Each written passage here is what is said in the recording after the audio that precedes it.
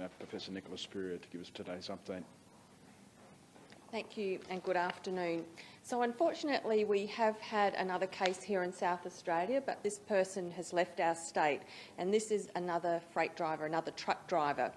So the team have been working very hard over the course of the day. They've been able to interview the truck driver and they've been putting together all of these pieces, so I'll step you through it. So it's a man in his 20s and he was driving freight from New South Wales, and he'd had a negative test on the 14th, and we require all freight drivers to have had a negative test within that 3 days prior to coming into our state. So he had a negative test. And then he came through our state. He has stopped off at a number of locations during the 15th and the 16th, and then he passed into WA on the 16th. I think that WA has already come out and there's already some information in the media about his whereabouts in WA, but from South Australians' perspective, he came back into our state on the 18th, travelled across the state on that day and then back into New South Wales.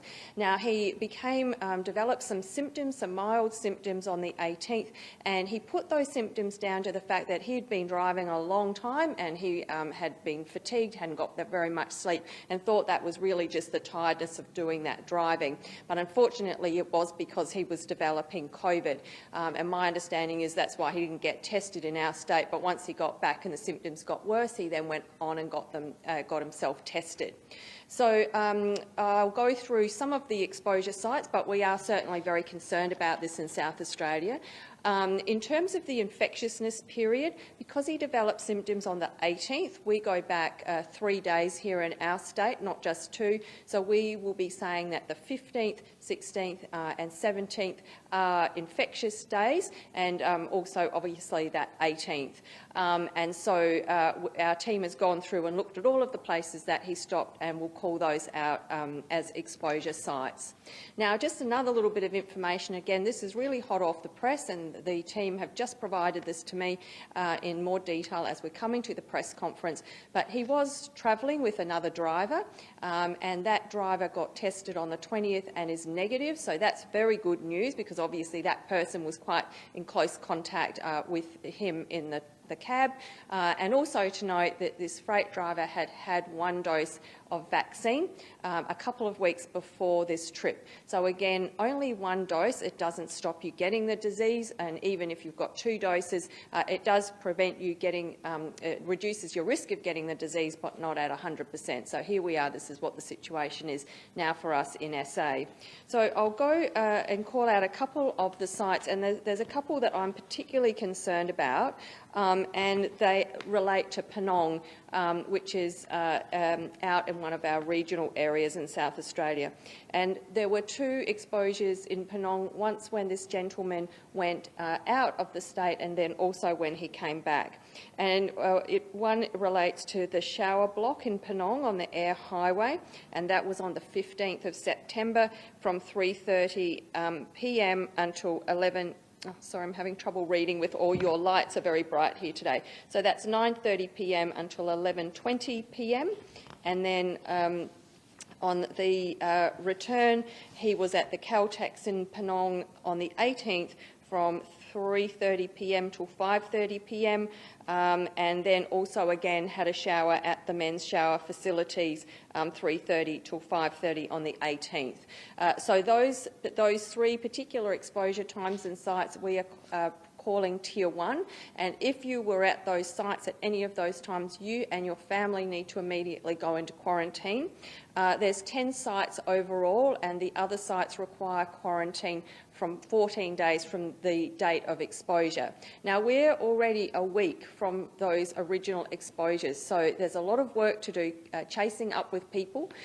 We are going through our normal processes, so that includes getting the QR coding information from our database, and then we'll be SMSing people in particular, but we know that not everybody QR codes in, and we've also been reaching out to get credit card details.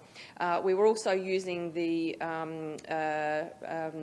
fuel cards that the company use to try and work out the particular times as well. So that's where we are in our investigation so far. We've had this happen to us before in South Australia. We haven't had any onward transmission, but this is always a risk, and it's exactly why in our state we have to be very mindful of the high risk in New South Wales and Victoria at the moment. Any symptoms get tested. You must be QR checking in no matter where you live in the state, and obviously freight comes through our regional centres, and so everybody in those regional centres needs to be very aware to be QR checking in as well. And if you have not got vaccinated, now is the time to go in, get your booking, or if you're near a walk-in centre, go in and get vaccinated. It is the only way we can protect ourselves, our families and our community. The vaccine is free. We've now got a choice of 3 vaccines as Moderna's come on board this week. There's really no excuse, and if you've been sitting on the fence about whether you need to be vaccinated, please heed this advice, and we've got this another issue now in our state. So we'll have to see how things pan out over the next 24 hours. I can't even tell you how many people we have in quarantine yet because we've not been able to collate any of those numbers as we're right in the middle of this investigation. So, of course, this is something our team asked, and he did say that he was wearing a mask, but I'm not sure if he was wearing it all the time, and that's just one of the protections. But at least he was following the instructions of being vaccinated. He was on his way to being fully vaccinated, and he certainly had had a test on the 14th, which was negative.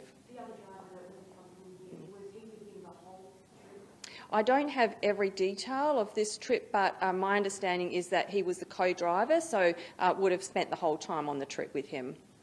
You mentioned there was, in addition to the Penong sites, there were 10 other locations. Are you able to give us any further general? Yeah, I'm happy to call these out. I have to say your lights are very bright today, and I'm having difficulty reading my notes. But anyway, this will all come up on our website so that people will have those details.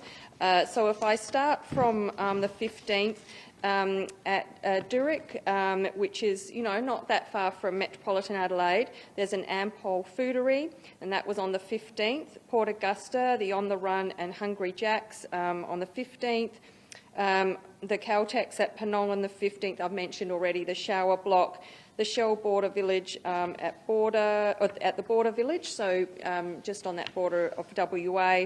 And then coming back on the 18th, again the same sites at the Shell Border Village, Caltex at Penong, the shower facility, and then Golden Wattle Road House at Woodina, which was a stop on the way back across our state. And then the last one was the BP at Port Augusta truck stop at Port Augusta Highway on the 18th. So those are typical places where freight drivers stop to get refuel and also to get refreshments. So not unsurprising, we haven't found that there are any other locations, but this is, as I said, early days in this investigation. All of the details and the times will be up on our website. We will be pushing this out as public information as we usually do. So anybody in that area, please let your friends and family know about these sites and check our website. We always have a survey link, so what you need to do is have a look, fill in the survey. If you're concerned that you might have been at one of those places, that means our team can get back to you and provide you with further advice. Professor, you say that we should be concerned. In terms of the truck driver, when he went over to WA, do you think he was infectious when he went over or just when he came back? So we are considering him infectious back to the 15th, and as I said, we know that he got tested on the 19th, but we need to know when he developed symptoms, and then we go back 3 days prior to that. So that's why we're going back that period of time. So we're considering him infectious for that period of time. You say he had mild symptoms and they were down to him potentially being tired. Can you elaborate on what potentially those symptoms are for members of the public? Yes. Now, I was hoping I'd have that, but I don't have that level of detail. I suspect it was more, feeling a bit fatigued, maybe some muscle aches or pains. But I wasn't involved with taking this interview. That was what the team said to me, and it was the reason why he didn't get tested. So we know with COVID that you don't always have to get typical respiratory symptoms. So you don't necessarily have to have a sore throat or a cough or a runny nose. You can just feel a bit unwell with muscle aches aches and pains and have a bit of a fever or some chills, and even just a mild headache. So we know that even with those mild symptoms, people can be infectious, they can test positive, and they can pass the disease on to other people, which is one of the reasons that why it makes this disease so difficult to contain, because people who have even got no symptoms are able to pass it on to other people. I know it's early stages, but do you know if the truck drivers are doing, on the whole, the right thing? Look, I would say yes, they are. They were certainly getting their testing. The driver was on his way to getting fully vaccinated, and it's by the sounds of things they were wearing masks. I can't give you any information about their QR checking in. We've got other ways of looking at where drivers have been, but he's been very cooperative. He's done the interview with our team. He's also, must have had a very tiring day, he's also done the interview with the WA team, and my team will be reaching out to WA and just making collaborate on that information so that we can get the most accurate information out to South Australian public. You said this driver was feeling fatigued but didn't get tested because he thought that was just his regular driving fatigue. Would you encourage other truck drivers out there to get tested as soon as you have any symptoms at all? Well, absolutely, but it's not just truck drivers, it's all of us here in South Australia. You know, we all have to be thinking about these mild symptoms when we get up in the morning and think, gee, I might not be feeling quite all right, because we do need to have more people being tested. At the moment, our testing numbers are very low. They're not at a level that I could feel reassured that we're picking up this disease in our state at the moment. Professor, I appreciate that the lights are a problem for you today, but can I just go back to the two exposure sites that you listed? The first one was in the shower block at Air Highway on the 15th of September from 9:30 to 11:20, is that correct? Now let me just get those dates for you, Andrew, and the time. So the first one was on the 15th of the 9th, so that was the men's shower block at Penong from 9:30 until 11:20 p.m, so 9:30 p.m. till 11:20 p.m. And then 3 days later he came back to the Caltex at Penong from 3:30 to 5:30. Yep. And they're the Tier 1 sites. Yes. Are there any other Tier 1 sites that we should expect? No. It's a long way from That's Victoria and New South Wales border. That's exactly right. So we've got those 3 as our Tier 1 sites, and that's for people to quarantine with their families. And the reason is because this is now such a long time from the exposure, if somebody was a case, their family could also be positive by now.